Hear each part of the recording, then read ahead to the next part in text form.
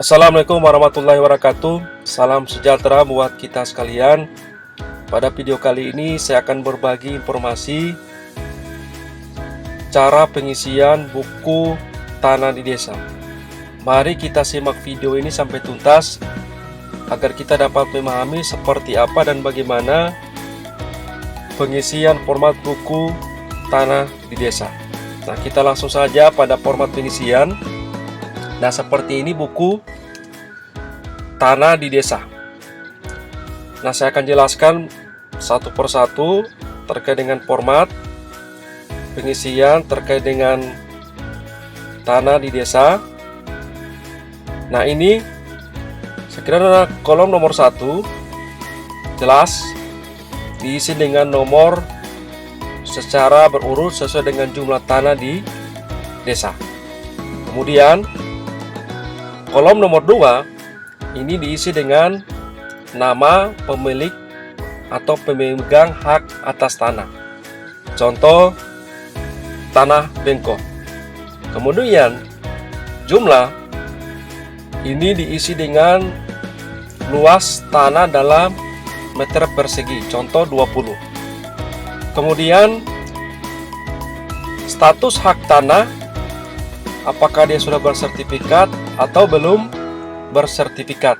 Nah, kalau kolom nomor 4 ini diisi dengan luas tanah yang bersertifikat dengan status sebagai hak milik.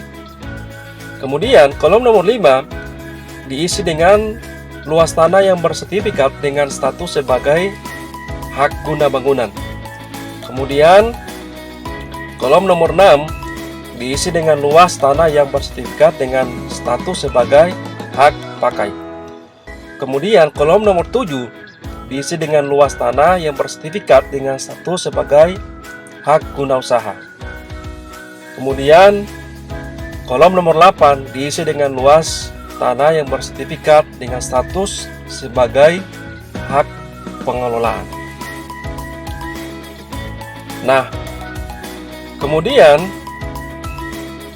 kolom nomor 9 apabila belum bersertifikat, ini diisi dengan luas tanah yang bersertifikat dengan hak status sebagai hak milik adat.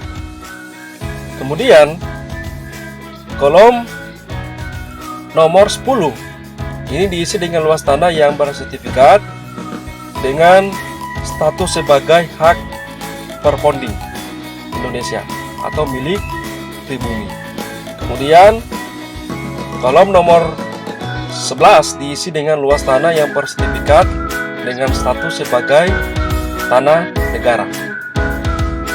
Nah, selanjutnya terkait dengan tanah di desa untuk non pertanian. Ini silakan Anda pilih tanah desa tersebut. Apakah pemanfaatan itu digunakan untuk perumahan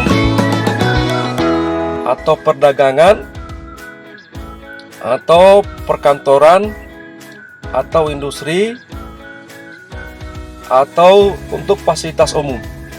Silakan Anda isi berdasarkan untuk pemanfaatan non pertanian apabila hak tanah itu digunakan dalam rangka kegiatan untuk non pertanian. Nah, selanjutnya untuk pengisian penggunaan tanah untuk pertanian. Nah, silakan Anda isi apakah tanah ini adalah sawah, tegalan, atau perkebunan. Kemudian peternakan, perikanan, hutan belukar, hutan lebat atau lindung. Kemudian mutasi tanah di desa atau tanah kosong. Nah, saya memberikan contoh ini penggunaan tanah ini digunakan untuk sawah. Nah, saya kira ini jelas, mudah, praktis, bisa diisi oleh perangkat desa terkait dengan format buku tanah di desa. Silakan Anda download di deskripsi channel saya terkait dengan contoh format buku tanah di desa. Sekian, terima kasih, salam berdesa.